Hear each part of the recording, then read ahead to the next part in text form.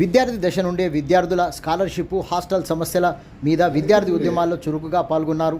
బీజేపీలో క్రియాశీలకంగా పనిచేస్తూ నగర దళిత మోర్చా కీలక పదవులతో పాటు క్రమశిక్షణతో పనిచేస్తున్నందుకు పార్టీ అగ్రనాయకత్వం ఫిలిం సెన్సార్ బోర్డు మెంబర్గా, డాక్టర్ బాబు జగజీవన్రామ్, డాక్టర్ అంబేద్కర్ జయంతి ఉత్సవాల కమిటీ వైస్ చైర్మన్గా అవకాశం కల్పించిన పార్టీ అగ్రనాయకులు చేపట్టిన పాదయాత్రలో రోజుల తరబడి పాల్గొన్న మాదరి చంద్రశేఖర్, దళిత మోర్చా రాష్ట్ర కార్యదర్శి.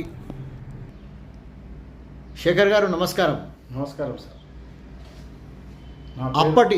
అప్పటి టిఆర్ఎస్ ప్రభుత్వము దళిత బంధు పథకం తీసుకొచ్చిండ్రు.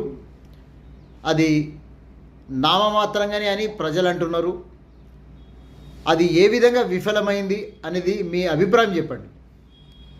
ఉన్నటువంటి తెలంగాణ ప్రభుత్వం, కేసీఆర్ గారి ప్రభుత్వం ఫస్ట్ నుంచి అన్ని మోసాలే దళితులకు చేయడం జరిగింది. మొదట షెడ్యూల్ కులాలకు సంబంధించినటువంటి వ్యక్తిని తెలంగాణకు సీఎం చేస్తానన్నాడు. తర్వాత మన యొక్క 3 ఎకరాల భూమి దళితులకు 3 ఎకరాల భూమి ఇస్తానని చెప్పిండు. మళ్ళీ లాస్ట్కు దళితులకు మన దళిత బంధు ఇస్తానని మాట్లాడి తెలంగాణ అంతా ప్రతి ఇంటికి దళిత బంధు ఇస్తానని చెప్పడం జరిగింది. అట్లాంటి స్కీమ్లు తెచ్చి గత ప్రభుత్వం దళితులను మోసం చేసింది. మళ్ళీ అందుకే ఇక్కడ ఉన్నటువంటి ప్రభుత్వం ప్రజలు వాళ్ళకు బుద్ధి చెప్పడం జరిగింది. ఇప్పుడున్నటువంటి తెలంగాణలో కాంగ్రెస్ ప్రభుత్వం వచ్చింది. గతంలో 40 ఏళ్ళు పరిపాలించారు.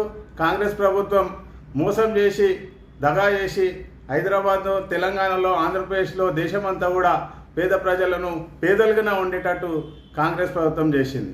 ఇప్పుడు ఉన్నటువంటి రేవంత్ రెడ్డి గారు సీఎం అయిన తర్వాత దళితులకు దళిత బంధు ఏదైతే ఉందో కేసీఆర్ తెచ్చినటువంటి దళిత బంధును ఈయన పెంచి ఇస్తానని చెప్పి 4 నెలల నుంచి దాన్ని మభ్యపెడుతూ, నా యొక్క ఆలోచన ఒక బీజేపీ కార్యకర్తగా, బీజేపీ తెలంగాణ ఎస్సీ మోర్చా రాష్ట్ర కార్యదర్శిగా నేను చెప్పడం ఏంటంటే, ఇక్కడ ఉన్నటువంటి కాంగ్రెస్ ప్రభుత్వం దళితులకు 20 లక్షల రూపాయలు ఇవ్వాలని కోరుకుంటూ, దాన్ని శిక్షణ ఇచ్చి, ఏదైతే దళిత బంధు అప్లై చేసుకుంటాడో వాళ్ళకు ఒక శిక్షణ ఇచ్చి, వాళ్ళను ట్రైనింగ్ ఇచ్చి 20 లక్షల రూపాయలు ఇచ్చి దళితులను ముందుకు తీసుకుపోవాల్సిందిగా ఈ ప్రభుత్వాన్ని నేను కోరుకుంటున్నాను.